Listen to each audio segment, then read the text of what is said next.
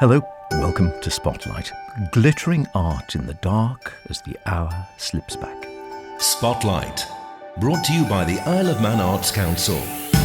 This evening, we hear about a wind workshop weekend. Try saying that 6 times quickly.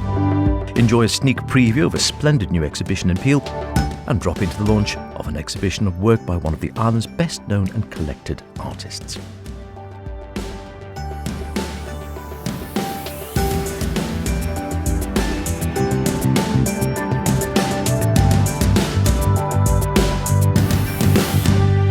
Remember, do get in touch with any creative artistic endeavours you might be involved in, planning, hoping to create, or would really like to put in the spotlight. Yes, I know, poetic, theatrical, musical, literary, ceramic, sculpture, drag, film, mime, social media. The list goes on and on and on. You know it.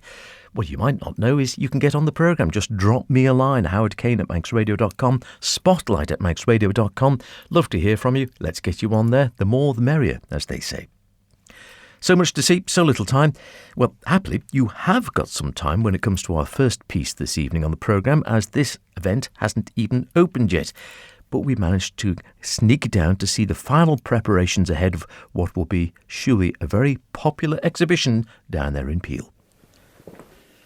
And we have come down to the House of Manannan preview of a wonderful new exhibition about to start here. Still just the finishing touches, it's all being put together, ready for the opening this very Friday. So we're very privileged to have a little quick peek around whilst all the work's still going on and things are all getting finished off. And we've come down to, well, I'll get her to introduce herself. My name is Alison Fox and I'm Curator of Archaeology for Manx National Heritage. And this is a wonderful new exhibition, even though it's not obviously complete as we're standing here now. I can tell it's going to be an absolute treat. National Treasures. Give us a little bit of the genesis of this. Really, this was formed from a desire to share some of the incredible treasures that have been found in the past few years. We really punch above our weight on the Isle of Man. You know, we're small, but we're right in the middle of everything. And the archaeological treasures just keep coming up. You know, every so often I'll pop up on the radio or something about, oh yes, well, this amazing piece of Viking Age treasure has been found, you know.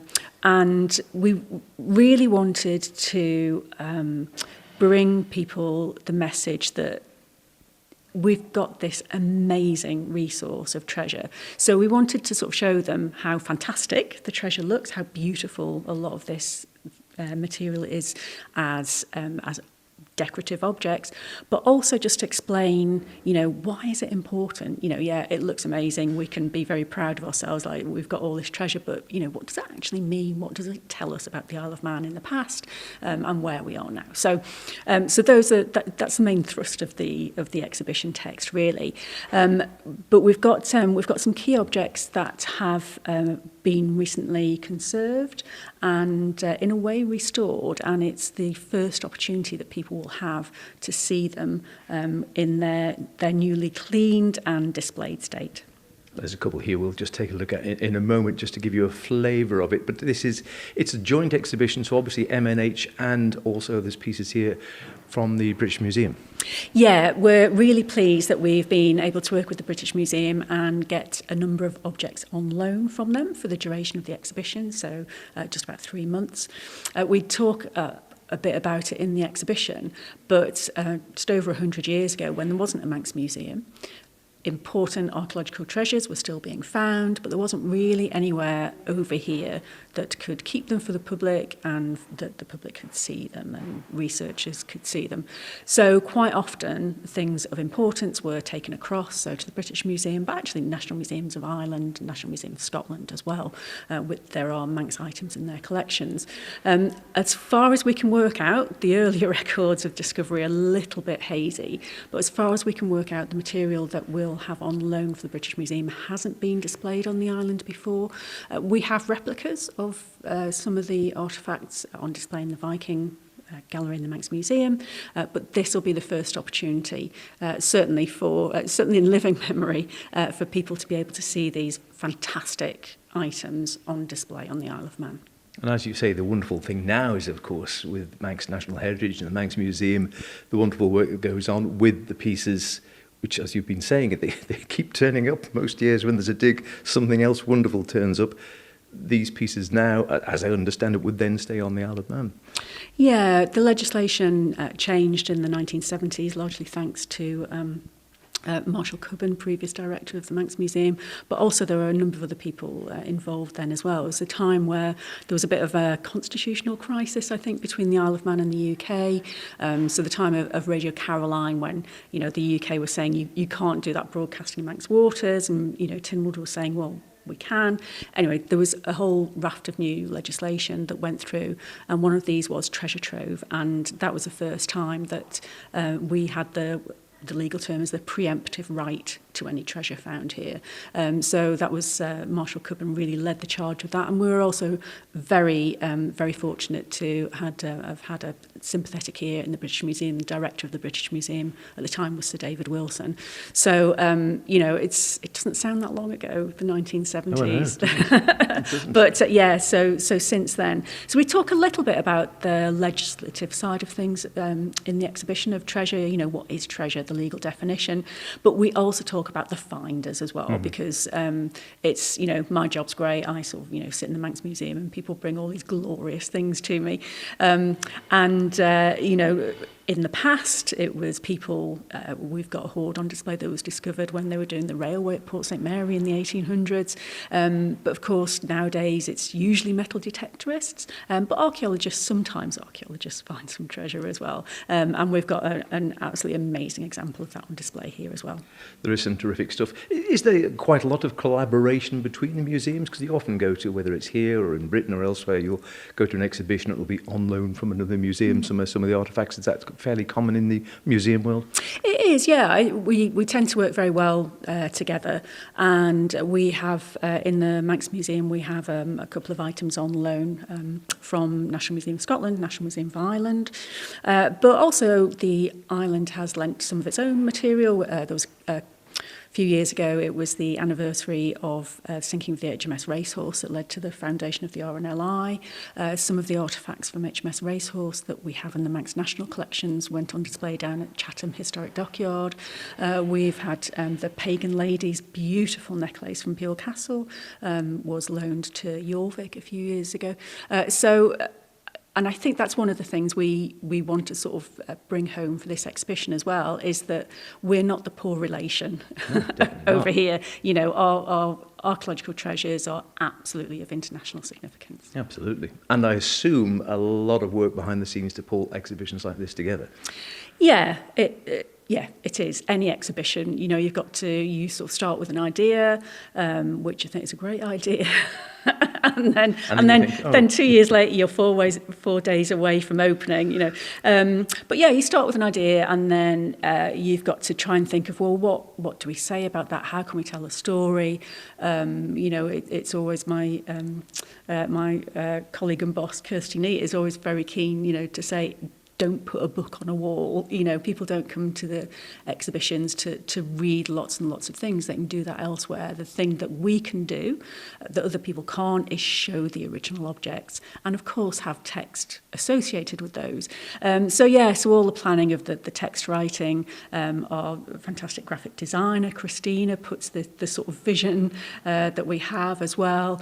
Conservation team, Chris and Emma, our conservators, have worked so hard on this material because it's really specialised. It's really precious, in every sense of the word. And then, of course, our technicians who sort of, are been here for the past 3 weeks and, actually, and it's that kind of talent that M&H has that enables us to put these shows on, and they always look amazing. The Archibald Knox exhibition looks amazing. Stunning. That's M&H, the M&H team. So that's great. And this, I think, is going to be every bit as good. We'll just whet people's appetite with something they'll see when they come in through the door, which is AD 950, a silver brooch. Now, when we say brooch, I'm not talking about the little thing that your granny has on her hat or the side of her cardigan. This thing is huge. It's massive. It's absolutely massive. We, when it was first declared treasure in 2020, the finder, Kath Giles, a metal detectorist, Kath and I did quite a lot of media around this. It was in its different components then. It wasn't all sort of attached together as it is now, and it wasn't fully cleaned. But at the time we were talking about, the sort of what this would mean if at the time, 1,000 years ago, this is somebody who is like proper showing off. You're not going to wear that and think, I'll just blend into the background. Not easily. But it's beautiful. It's absolutely beautiful. There have been other brooches of this type found from the Viking Age, but this is one of the largest of its kind. It's really amazing, and the sort of the detail of the decoration is incredible. This in itself would be a find that would set you up for the rest of your life, really. But along with that, there's a highly decorated silver armband, but also a gold armring, which is probably about 90% pure gold. And that's just stunning, isn't it? It looks like it could have been made yesterday. Yeah, it really does. It really does. And that most of the time, the gold material doesn't really need anything doing to it. It's very robust. It kind of comes out of the ground more or less the way it went in. But silver is different. It can corrode in the ground. It can change colour as well. So people will come in, they might sort of see a little purple tinge to some of the silver jewellery, some of the silver coins perhaps as well. We haven't cleaned every coin because we wanted to give people an idea of the different patination that comes out. And one of the things we also say in the exhibition is the importance of not doing any cleaning to anything.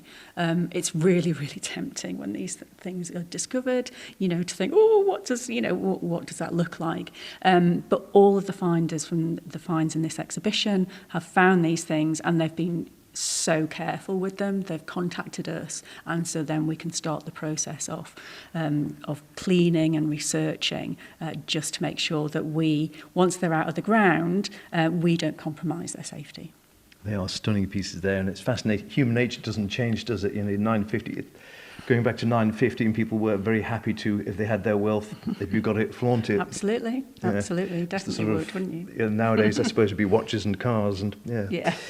And then round the other side here, I know we had a quick sneak peek before. We just paddle around the other side of this case. Is a truly gorgeous piece of jet, which again, it looks so modern, that piece, doesn't it? Yet it's 2000 BC. Yeah, I think it. I've been doing this job here for quite a long time, and it never ceases to amaze me, the quality, let alone the quantity of material that comes up from the island, but the quality. And this jet bead necklace is again amongst the best of its type. We sort of say that, as we've just said about the silver brooch, but it really, really is. It's in very good condition. However, it has taken a lot of careful, tender loving care from our conservation team to get it to this stage, and also to restring it. It was found in archaeological excavations, research excavations at Burke Farm, just near Kirkmichael on the west coast, and it was individual beads when it was found in the ground. So the position of all those beads have been mapped by the archaeologists from Newcastle University and the University of Leicester, so Dr. Chris Fowler and Dr. Rachel Krellin. And once this came out of the ground, jet is quite a fragile material, so we had to be very careful we didn't risk compromising the integrity of that material. So Chris, our conservator, took a long time in conserving this and getting it to a stage where it's stable, not only stable, but we were able to restring it, and it looks amazing. And I think we talk a little bit about ancient technology, and this is a prime example. We can see with some of the decorated plates, you can see on one there's 5 strings of beads going in and then 7 coming out. So inside there, and we've got x-rays inside there, inside that jet bead there's a junction. So 4,000 years ago, they had the technology. It's the technology and the amount of skill involved in producing the piece at a time when you thought it was pretty basic. I know, and that's it. We sort of think about 4,000 years ago, the early Bronze Age, and it's without glasses, that spectacles or artificial light.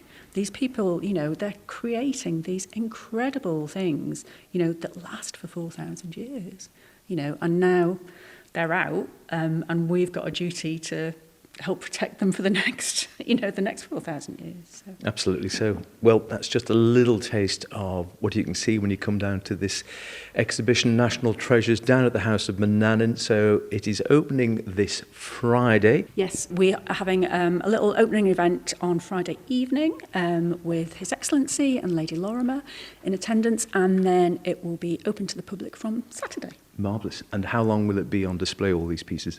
We're just about 3 months, so we go through Christmas. So it's a lovely, sparkly treasury exhibition for Christmas up until the end of January. Well, that's terrific. Highly recommend it. I've just given you a little taster there. They're just finishing off, and it's going to be stunning if you can get yourself down there. 3 months, and sparkly thing to go for Christmas. But I'm afraid you can't have the jet necklace. There really is some wonderful stuff there. The brooch is so big, it almost looks like a weapon rather than jewellery. Amazing. And that jet necklace, stunning. Many pieces, as we said, not seen before. Get yourself down there between now and Christmas and enjoy. Spotlight, brought to you by the Isle of Man Arts Council. From an exhibition just about to open to one which just has.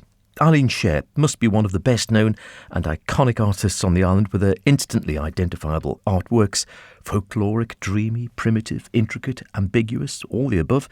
Curious figures interacting with equally curious animals, with rooks or crows or blackbirds of some kind never far away. Her latest exhibition opened last weekend down in Port St Mary at Studio 42. I was delighted to be invited down, and amidst the wonderful paintings, wine and nibbles, managed to grab a word with Eileen herself and gallery owner Eben Carswell. And a quick 2 minutes down at the latest Eileen Schaer exhibition down in Port St Mary. A foul day, but fantastic paintings as ever. Small paintings. Yeah. Is that very deliberate? My larger acrylic paintings, I'll be having a show of them in 2027. Oh, right, so you're working on those at the same time as these small ones? These are the small gouaches. So they're all gouache? Yeah. All of them. And do you find that, certainly from your collectors, and there are lots of Eileen collectors now, I mean, do they tend to go for the smaller works simply because they're easier to have? I have no idea. It's whether they like them or not. I think they all like them. You can tell from talking to people today. Oh, right. Okay. Well, I don't know. I think you can fit them in. Your house is easier for the big statement piece. Yeah. So both have their place. Yeah. And I think that is exactly it, isn't it? There's one or two of your larger pieces I'm thinking, ooh, I'd love that. But I'm thinking, where am I going to put it? Exactly. Yeah. Well, you can get a few of these in. Oh, yeah, you can definitely get quite a few of these. What do you think? Well, you've been attached with Eileen's art for quite a few years. Too many, yes. Yes, no, privilege. And what do you think is the unique appeal? Because it is a sort of totally unique artwork. I think there's a sort of universal folklore, dreamlike feel about them that does appeal to everyone. They're quite uplifting as well and make people happy, I would imagine. I think they do. And also, as Evan was saying, it's got that folkloric, as you say, sort of feel about it, and a quite sort of dreamy feel as well sometimes. Yes, and quite poetic.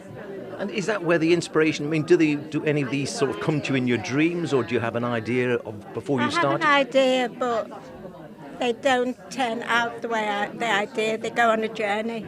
Do they start in one? Do you have an idea when you start it? I have an idea and I start it, but then they become something different. They take a life of their own, as they say. That's right, yeah. And then whoever buys it takes it on another journey because they read in what they see into it. Absolutely. Oh, I do that. I mean, I've got several at home, and every time I look, I'm thinking, oh gosh, I wonder if that bird's doing such and such a thing and such like.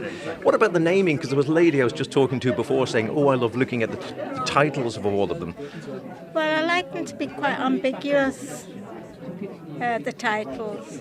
And do you do the painting first? No. And then always title?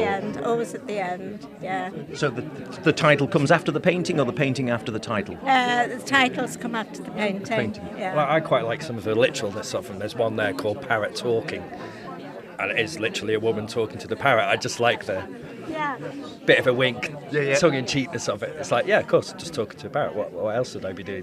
Whereas, there's a couple of lovely sheep ones there, and I may or may not have gone for one of them, but I just like the fact one of the sheep ones is called Bird Song, because there's a sheep at the front with birds. I had to think twice when I was putting the red dot on it. I was like, That's why it's ambiguous, so it gets your mind thinking. Absolutely. Well, listen, it's been a great pleasure today. Great crowd, even though there's terrible weather. How long is the exhibition on for down here? It's on for another 4 weeks till mid-November, so about November 19th. It's mid-November. So Plenty from of time. Wednesday to Saturday. And I'm open Wednesday to Saturday in the week. Wednesdays to Saturdays from 10 or lunchtime? 10 till 5 in the week and 10 till 4 on Saturdays. Brilliant. Well, congratulations, Eileen. Another wonderful exhibition. A bigger exhibition, you say, well, the larger work's in 2027. Yeah. Right, we look forward to that. In the meantime, get yourself down to Port St Mary, come and check them out. They are going like hot cakes, so you do fancy one for your wall. And you don't need too big a wall for some of these works because they're just nicely sized and beautifully framed. Then get yourself down here because they'll all be gone soon. I just love Eileen's work. I confess I may have weakened and added another to my burgeoning collection, featuring the aforementioned sheep. It's well worth checking out if you have a hankering to add to your own collection, or perhaps to buy a first piece. But don't hang around, there were quite a few red dots out before I left. From brushwork to brasswork now, or should that be silverwork? The wonderfully named Wind Workshop Weekend will wend its way towards this very week. Can't think of any more W's, giving wind players of all standards a chance to learn or improve their techniques with other players in a workshop-style weekend and working with a top guest conductor. The joint conductor of the Isle of Man Wind Orchestra, John Kinley, told me more. This is a weekend that the Wind Orchestra promote every year.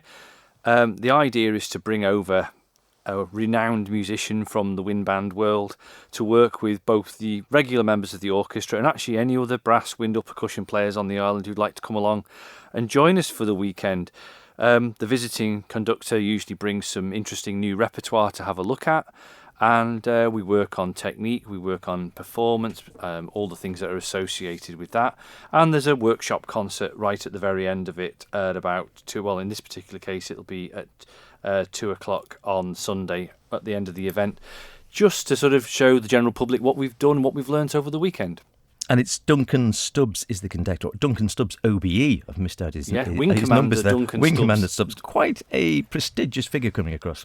Yes, very much so. I mean, Duncan has been over, I think, twice before, and has become a very good friend of the Wind Orchestra. And yeah, his musical pedigree is second to none. He's a former director of music of the Royal Air Force, conducted all the RAF bands over the years. Was actually commissioned to write a fanfare for the marriage of the current Prince and Princess of Wales in 2011. And since he retired in 2017, he's gone on to work with other bands, school, college bands, very, very active in the wind band world, writing music, conducting, adjudicating, you name it, he's done it in the wind band world. Who's it aimed at these weekends? I mean, does sort of anyone at any level go along? Pretty much so. It's certainly open to anybody. We tend to sort of say you ought to be sort of grade 3 standard or above on a wind, brass or percussion instrument. And very much it's standard. You don't have to have the piece of paper as long as you feel you're round about that sort of standard. If anybody who's not perhaps that standard wants to come along and have a go, they'd be very welcome.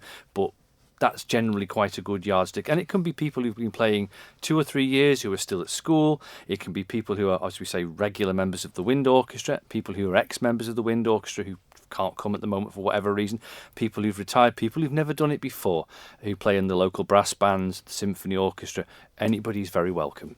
And who chooses the repertoire? Is that you or the visiting conductor? The visiting conductor comes up with a list of what we might have a look at and runs it past myself and my colleague Paul Dunderdale, and we offer some ideas and some suggestions about what we think might work and what might not work. But they're very much in the driving seat about what we will do. And we've got a mix of subs. I see Philip Spark, Peter Graham, Malcolm Arnold, well-known names this year. Giants of the wind band world, really, and the brass band world, writing stuff. So Duncan has picked very carefully out of those. He's also bringing some of his own music that he writes, and we're going to look at some of the concert repertoire that's currently in the Wind Orchestra folder. So things like we have some music from Doctor Who at the moment, we have some music by Billy Joel. So a real cross-section of wind band repertoire over the weekend. So it's taking place Friday the 24th, so there's Fridays and then Saturday and then through to the Sunday, and it's sort of through the day and the concert at the end of all this. That's right. So the first rehearsal is Friday the 24th of October, 7 till 9. This is at St Ninian's Lower School, Bemhague. So we meet on the Friday night. Saturday 10 till 4, there will be a break for lunch in there, and then Sunday 10 till 1 rehearsing, and then a workshop concert at 2 o'clock, probably done by about 3 o'clock. And is that open to anyone, or is that sort of like a closed shop, as it were? Anyone can come along to the concert. They'd be very, very welcome. And if anybody would like to actually say, come and join us to actually play for the weekend, if they just either go onto our Facebook page and contact us via that, or they can email concertmanager@iomwo.com, and Bev, who's managing that sort of side of it all, will get in touch and get you on the list. The cost is £25 for most people, but if you're in full-time education, it's free. And that's very reasonable, really. £25 to have work with such a prestigious conductor and all the rest of it. You can't go wrong, can you? Completely, it's a bargain, Howard.